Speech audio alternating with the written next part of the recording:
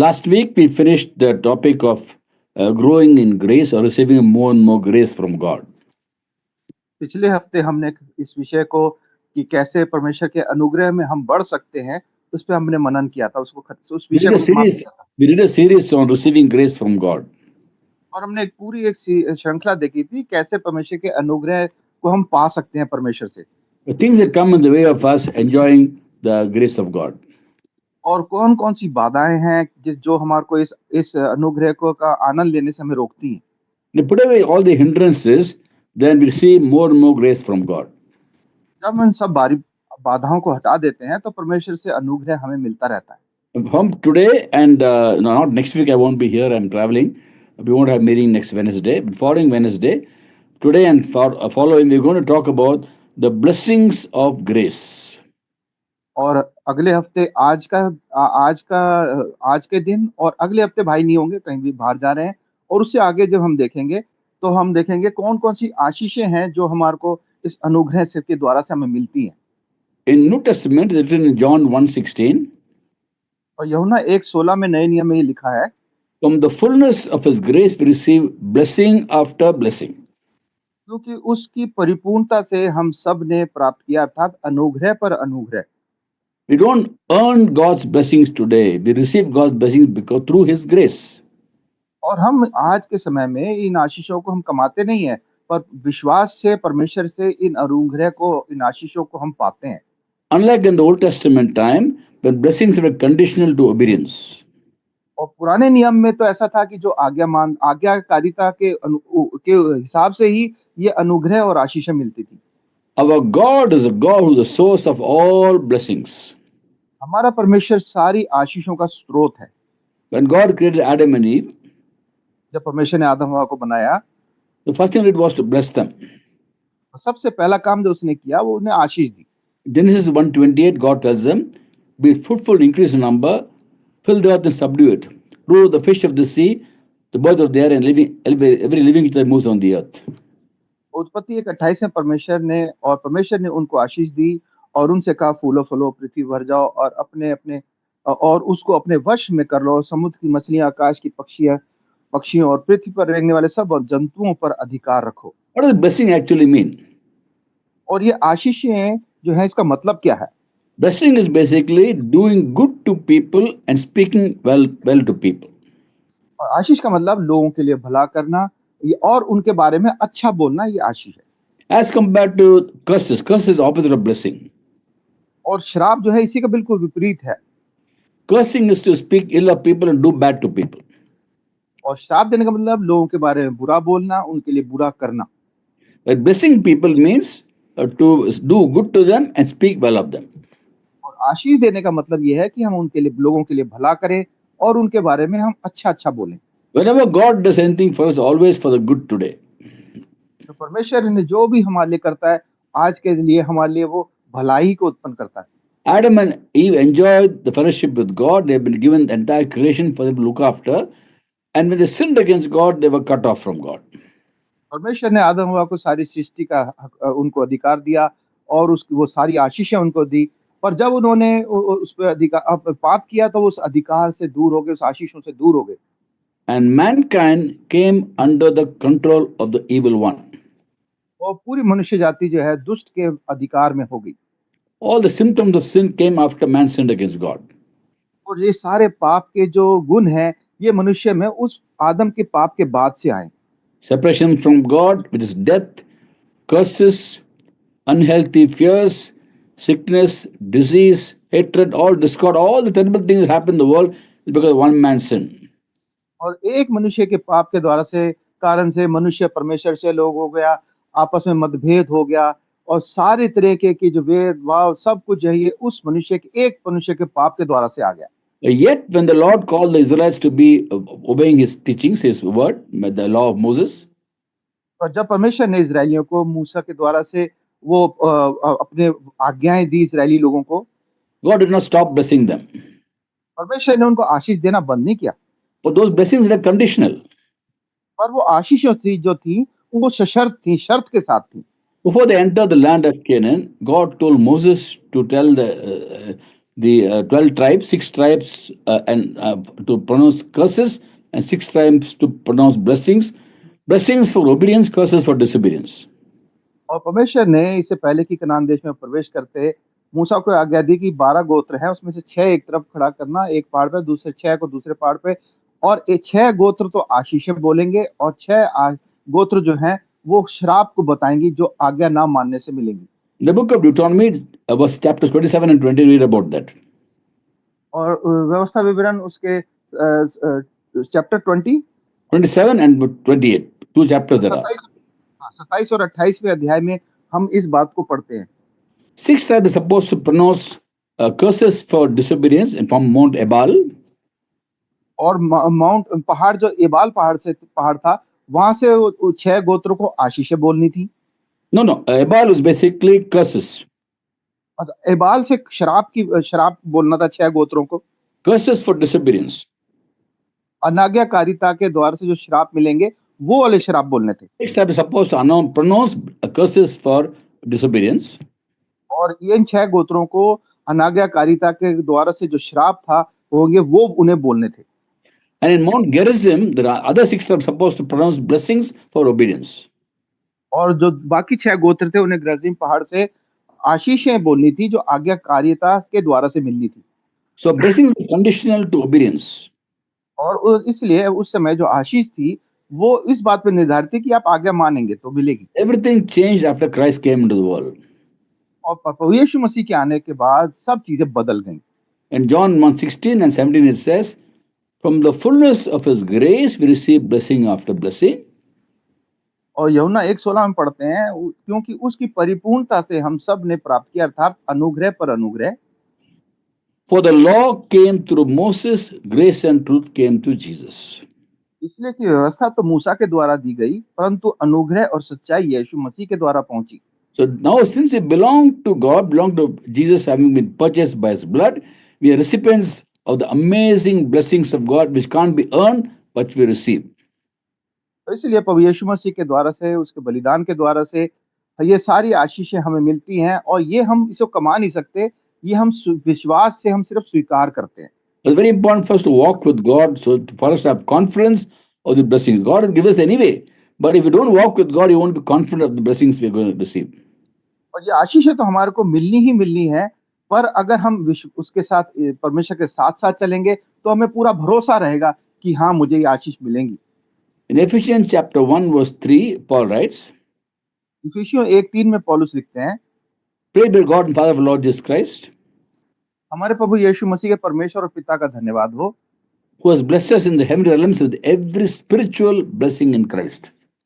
उसने हमें मसीह में स्वर्गीय स्थानों में सब प्रकार की आशीष दी हैं। It's a past tense. He has already blessed us in the heavenly realms with every spiritual blessing in Christ. ये भूतकाल की बात है, उसने पहले ही हमें सारी आशीष दे दी हैं। प्रभु यीशु मसीह में सारी स्वर्गीय स्थानों की आशीष हमें दे दी गई हैं। Today and in the future meetings, I'm going to talk about different kinds of blessings available for every one of us. आज की सभा में और आगे आने वाली सभाओं में हम इसी बात के लिए पे मनन करेंगे, अलग अलग तरीके की आशीष जो हम सब के लिए उपलब्ध है। Blessings for every aspect of our lives. हमारे जीवन के हर पहलू के लिए आशीष, Spiritual, आत्मिक, mental, मानसिक, emotional, हमारे भावनात्मक, physical, शारीरिक and financial. और आर्थिक। All blessings God showers upon us. ये सारी आशीषें परमेश्वर हमारे पे उंडेल देते हैं। But the most important is spiritual blessings. और इन सब में सबसे महत्वपूर्ण है आत्मिक आशीष। And the primary spiritual blessing is salvation. और सबसे पहला जो आशीष है, आत्मिक आशीष है, वो है उद्धार। And salvation is a gift of God which we receive when we believe in Jesus and give our lives to him. और ये जो है उद्धार जो है परमेश्वर की ओर से हमें एक आशीष दान मिलता है, एक मुफ्त में मिलता है जब हम उस पर विश्वास करते हैं, अपने पापों को मान लेते हैं। When we believe in Jesus and receive him to our Savior and Lord, we are supposed to know that we are saved.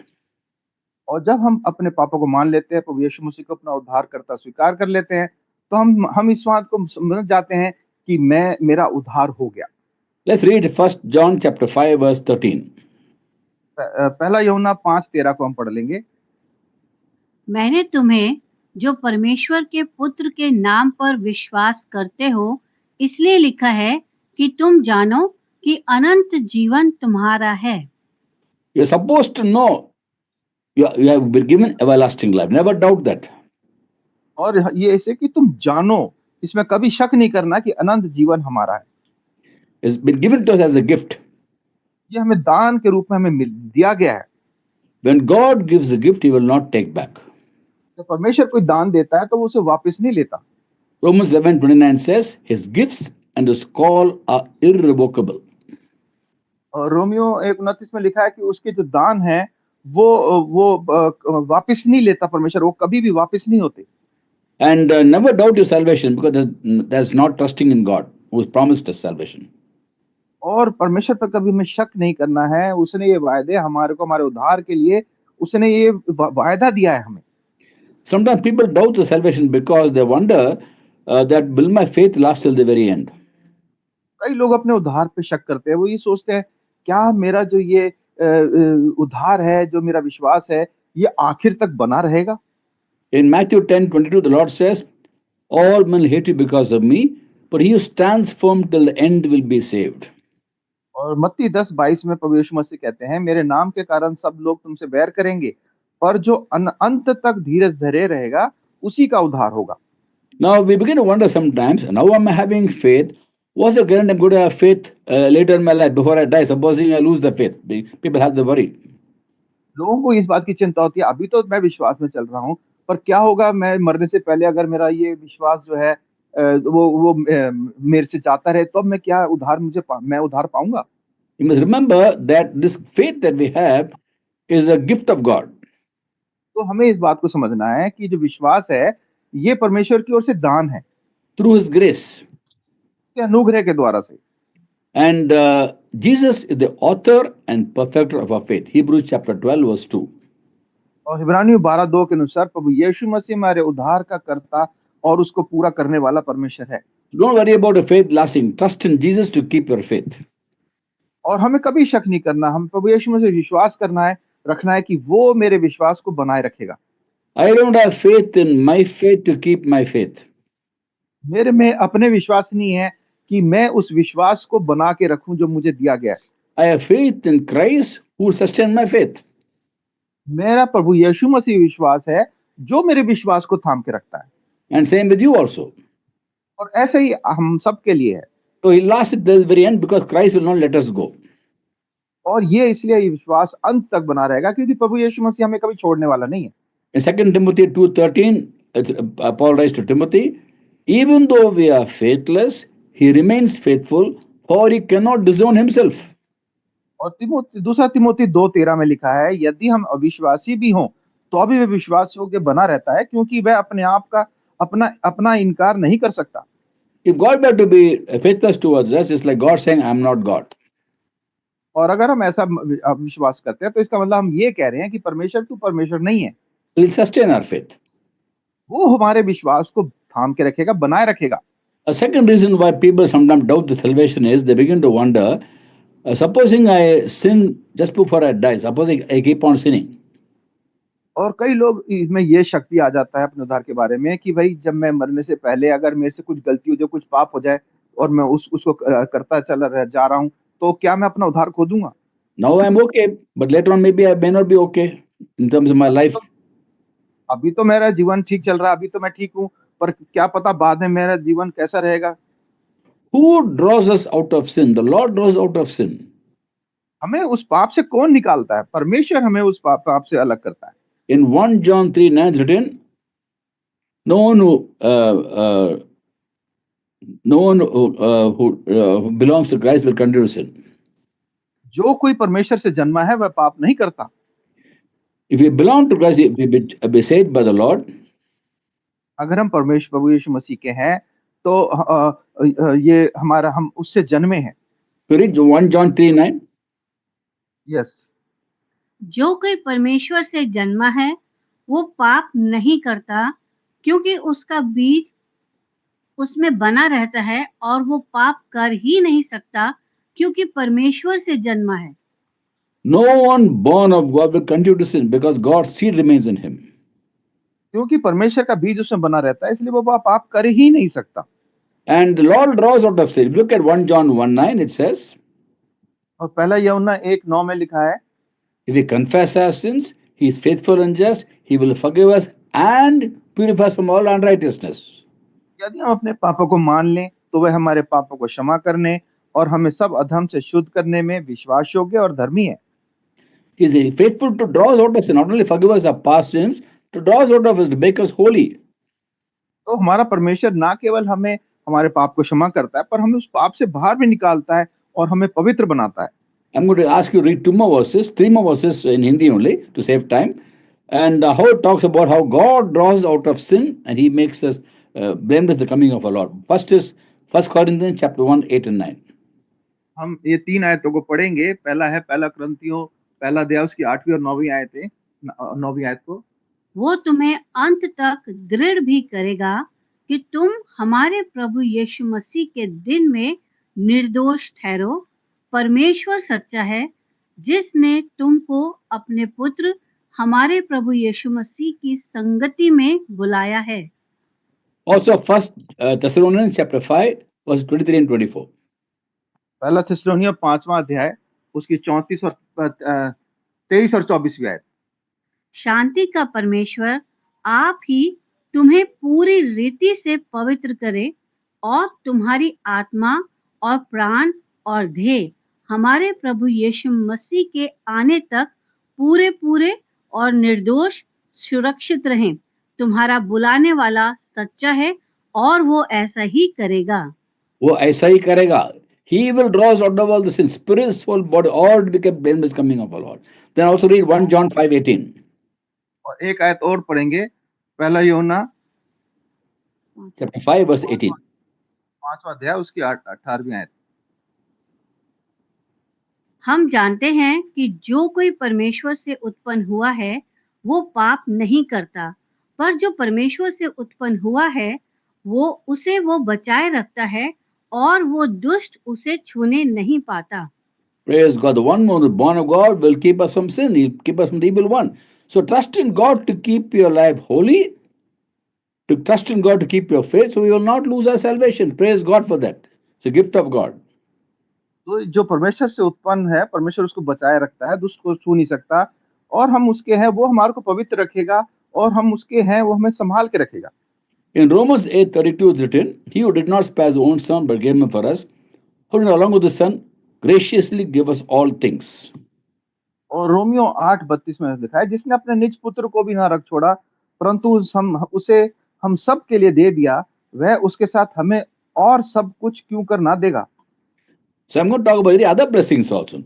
Not only salvation, also another spiritual blessing is knowing God more and more is a spiritual blessing, because that is knowing him more and more, the greatest joy we can have, knowing him more and more. और सिर्फ उधार ही एक आशीष नहीं है, पर ये परमेश्वर को जानना, उसको और अधिक जानते जाना, ये भी एक बहुत बड़ी आशीष है। While living in a wicked world, we can grow in the grace and knowledge of our God. इस दुष्ट संसार में रहते हुए भी हम परमेश्वर के ज्ञान में, उसके अनुग्रह में बढ़ते जा सकते हैं। And therefore, when you cry out to God to know him more and more, like how Moses told God, how Paul wanted to know God more and more, he will honor that by revealing himself to us more and more. और जब हम परमेश्वर के सामने विनती रखते हैं, जैसे मूसा ने की, पौलुस ने की, कि परमेश्वर को और अधिक ऐसे जाने, तो परमेश्वर हमारी इस इच्छा को का आदर करेगा और अपने आप को हम पे और प्रकट करेगा। He'll reveal his nature to us. अपने स्वभाव को, अपने चरित्र को हमारे ऊपर प्रकट करेगा। What does it mean to know God more and more? परमेश्वर को और अधिकाई से जानने का क्या मतलब है? Knowing someone means knowing the likes and dislikes of that person. किसी को जानना मतलब उस व्यक्ति को क्या चीज पसंद है, क्या नापसंद है, इसको हम जान जाएं तो मतलब हमने उस व्यक्ति को जान लिया। If I have a very close friend, I can say he's my friend because I know his nature. I know what he likes, doesn't like, and therefore I can say I know him. I know my friend.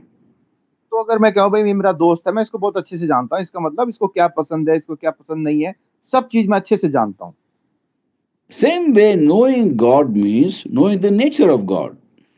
उसी तरह से अगर हम कहें मैं परमेश्वर को जानता हूँ, तो इसका मतलब परमेश्वर का क्या चरित्र है वो भी मैं जानता हूँ। Knowing his likes, knowing his dislikes. उसको क्या पसंद है, उसको क्या पसंद नहीं है, उसको मैं जानता हूँ। Unlike man, God does not change. तो जैसे मनुष्य तो बदल जाता है, पर परमेश्वर जो है वो बिल्कुल नहीं बदलता। In Malachi 3:6, God says, I, the Lord, do not change. Malachi 3:6 में परमेश्वर कहता है कि मैं यहोवा बदलता नहीं। So his likes and dislikes do not change at all. और इसीलिए उसको क्या पसंद है, क्या पसंद नहीं है, वो भी नहीं बदलते। That's why I tell people it's easier to know God for a Christian than to know people. इसलिए भाई कहते हैं कि एक मसीह के लिए परमेश्वर को जानना आसान है बनिस्बत इसके कि वो किसी व्यक्ति को जाने। Because people's likes and dislikes change. क्योंकि व्यक्ति लोगों की तो पसंद नापसंद बदलती रहती है। And God's likes and dislikes do not change at all. परमेश्वर को क्या पसंद है, क्या पसंद नहीं है, वो स्थिर है, वो बदलता नहीं है। He hates sin, he loves sinners. वो पाप से तो घृणा करता है, पर पापी से प्रेम करता है। For God, good is good, evil is evil. There's no, he can't call evil good and good evil. परमेश्वर के लिए जो जो दुष्टता है, बुराई है, वो बुराई ही रहेगी, उसको बुराई को भलाई नहीं कह सकता वो। He loves all people of this world, परमेश्वर इस संसार के सब लोगों से प्रेम करता है, without exception. उसमें कोई भेदभाव नहीं है। He wants all people to be saved. These things never change. और वो चाहता है कि सब लोगों का उद्धार हो, और ये बातें कभी बदलती नहीं है। When you have a heart to know God more and more, He will reveal Himself to more and more because of His grace. The greatest blessing is to know Him more and more. और जब हमारे अंदर ये इच्छा होगी कि परमेश्वर को जानो, परमेश्वर अपने अनुग्रह से हमारे को अपने आप को हमारे पे प्रकट करेगा, और उसकी इच्छा भी है कि हम उसको और जानें। He reveals Himself to us through the scriptures. अपने वचन के द्वारा से परमेश्वर अपने आप को हमारे पे प्रकट करते हैं। And as we read the scriptures, we need to read the scriptures not to know the scriptures, but to know the God of the scriptures. तो जब वचन को पढ़ते हैं तो हमारे को वचन को जानने के लिए नहीं पढ़ना, पर वचन के परमेश्वर को जानने के लिए हमें वचन को पढ़ना है। Through the scriptures to know God. और इस वचन के द्वारा से ही हम परमेश्वर को जानते हैं। You have to understand the Bible in its context, apply in our own context. और बाइबल को हम उसके संदर्भ में हम समझें, और फिर इसको अपने संदर्भ में उसको हम अमल में लाएं। For example, in the Old Testament, we read about how when Moses brought the Israelites up to the edge of the river Jordan before crossing, he didn't cross over to the land of Canaan, but God told he won't cross over, Joshua will take them across. और जैसे मूसा जब इजराइलियों को लेके आता था, पर कनान जब यरदन नदी के किनारे आ गए, तो परमेश्वर ने कहा मूसा तू यहाँ से कनान में प्रवेश नहीं करेगा, यहाँ से आगे यहोशू जो है लोगों को लेके जाएगा। And Joshua must have been a little discouraged and terrified because he's no more, he was assistant to Moses till then, now no more Moses, only he's going to take over, it's a big responsibility. अब एक बड़ी जिम्मेदारी यहोशू पे आगे से बड़ा चिंतित था, क्योंकि मूसा का अभी तक तो वो सहायक था, मूसा चला के जाएगा, अब वो अकेला है, वो उसको ये जिम्मेदारी मिली है, तो बड़ा चिंतित है। And God encourages Joshua through Moses.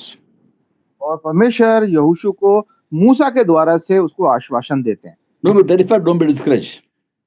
और उसको कहते तू मत घबरा और निराश मत हो। The Lord God be with you wherever you go. यहोवा परमेश्वर जहां कहीं तू जाएगा वहां वहां तेरे संग रहेगा। And 31st chapter, Deuteronomy verse 6, he says, I will never leave you, I will never forsake you. और व्यवस्था विवरण 31:6 में परमेश्वर उसको कहते हैं तू हिया बांध और दृढ़ हो जा, ना डर क्योंकि भयभीत और ना भयभीत हो, क्योंकि तेरे संग चलने वाला तेरा परमेश्वर यहोवा, वह तुझे ना धोखा देगा और ना छोड़ेगा। That statement of the Lord to Joshua was in the context of entering a new land. और ये जो वायदा परमेश्वर ने यहोशू को दिया, ये उस संदर्भ में दिया था कि वो नई जमीन में प्रवेश करने जा रहे हैं। Till that point of time, Joshua was depending upon, was assistant to Moses. Moses got a message from God, and Joshua was assistant to Moses. और अब तक जो था यहोशू मूसा का सहायक था, और जो यहोशू मूसा को परमेश्वर की ओर से वचन मिलता था उसको वो पूरा करता था। And now no more Moses, he's going to take them across, responsibility for him and Caleb. अब इसके ऊपर और कालेब के ऊपर सारी जिम्मेदारी आ गई, मूसा आगे जाने वाला है नहीं, अब अकेले इन दोनों को ही लेके जाना, बहुत जिम्मेदारी मिल गई। God encourages him in the context of entering a new land. I will never leave you, I'll never forsake you. और परमेश्वर उसको नए जमीन में प्रवेश करने के लिए उसको आश्वासन दे रहे हैं कि मैं तुझे ना कभी छोड़ूंगा और ना कभी त्यागूंगा। That statement reveals the heart of God, the nature of God. और ये जो बात परमेश्वर ने कही है, ये जो है परमेश्वर के हृदय को हमारे को प्रकट करती है बात। That nature never changes. और ये उसकी जो बात है वो कभी बदलती नहीं है। In the New Testament time, नए नियम के समय the book में of Hebrews chapter 13 verse 5 we read, इब्रानियों 13:5 में हम पढ़ते हैं, The Lord tells his people through whoever wrote the book of Hebrews, और परमेश्वर ने जिसने भी इब्रानियों की पुस्तक लिखी उसके द्वारा से अपने लोगों को परमेश्वर बता रहे हैं, keep your lives free from the love of money, because God has said, I will never leave you, I will never forsake you.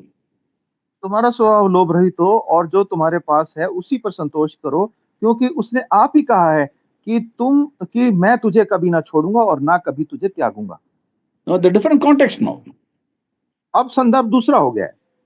Now, the question of worrying about money. अब परमेश्वर उसको कह रहे हैं कि तू पैसों की चिंता मत कर, Don't love money, पैसों को प्रेम मत कर, because God has said, I will never leave you, I will never forsake you. क्योंकि परमेश्वर ने आप ही कहा है कि वो तुझे ना कभी छोड़ेगा और ना कभी तुझे Writer of त्यागेगा। the Hebrews is quoting from the Old Testament, they take the reference of Deuteronomy 31:6. और ये बात जो है व्यवस्था विवरण 31:6 की जो बात है उसको यहाँ पे वो लिख रहा है। So, whatever be the context, our God will never leave us, He will never forsake us. अब संदर्भ दोनों अलग अलग हैं, फिर भी परमेश्वर का चरित्र यही है कि वो हमें ना कभी छोड़ेगा ना कभी त्यागेगा। Different context, but the same God. अलग अलग संदर्भ हैं पर परमेश्वर वही है। That's why we understand the Bible and apply in our own context. इसलिए हमें बाइबल को समझना है और अपने संदर्भ में उसको अमल में लाना है। The scriptures have instructions we have to follow, New Testament. और जो नए नियम में जो बातें लिखी गई हैं उसको हमें मानना है। There are promises to hold on to, और वायदे हैं जिनको हमें थाम के रखना है, and standards we have to live up to. और स्तर हैं जिसके अनुसार जिसके अनुसार हमें चलना है, रहना है। Instructions, promises, standards. God's will for us, certain standard He has for us. परमेश्वर ने मान लिया कुछ आज्ञाएं रखी हैं, कुछ वायदे रखे हैं और एक स्तर रखा है जिस स्तर पे हमें बने रहना है। I'll give one standard mentioned in the book of Ephesians chapter 4 verse 1. इफिसियों 4 अध्याय उसकी पहली आयत में जो है एक ही स्तर हमारे लिए रखा गया है। That, there's one of the standards, there's many standards given in the Bible, there's one standard.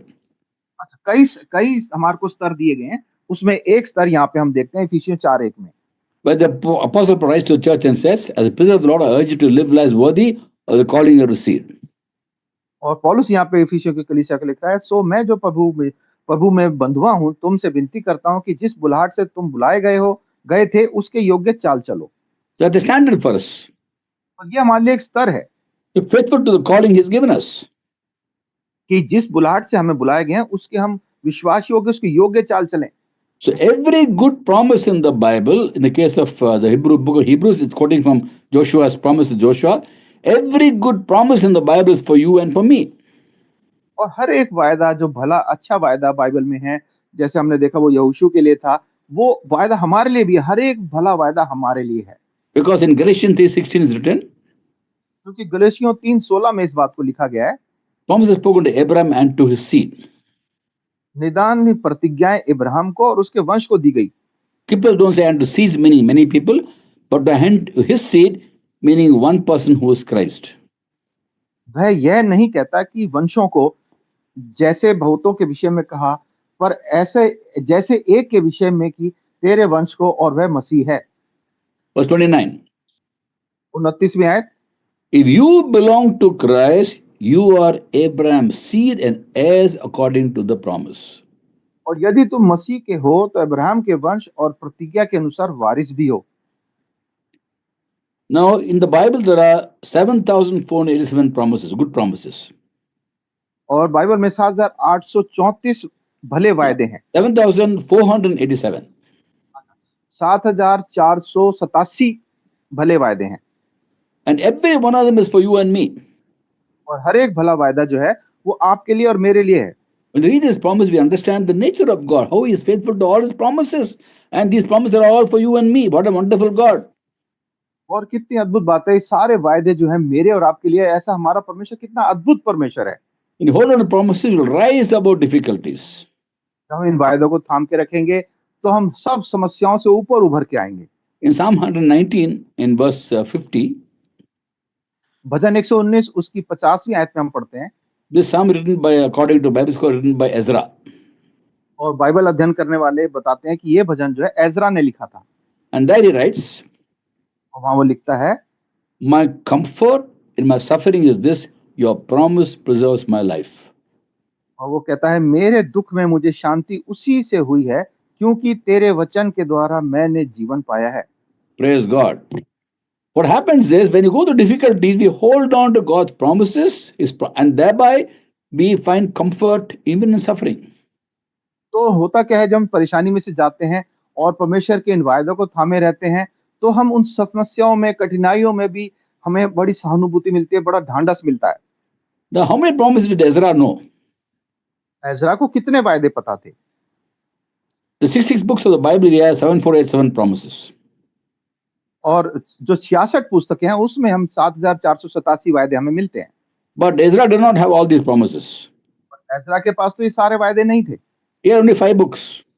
उसके पास तो सिर्फ 5 पुस्तकें थी। No, maybe a little more. He had the book of Nehemiah, which he wrote, the book of Ezra, which he wrote, and Psalm 119, which he wrote, but maybe 7 books, 8 books, that's all.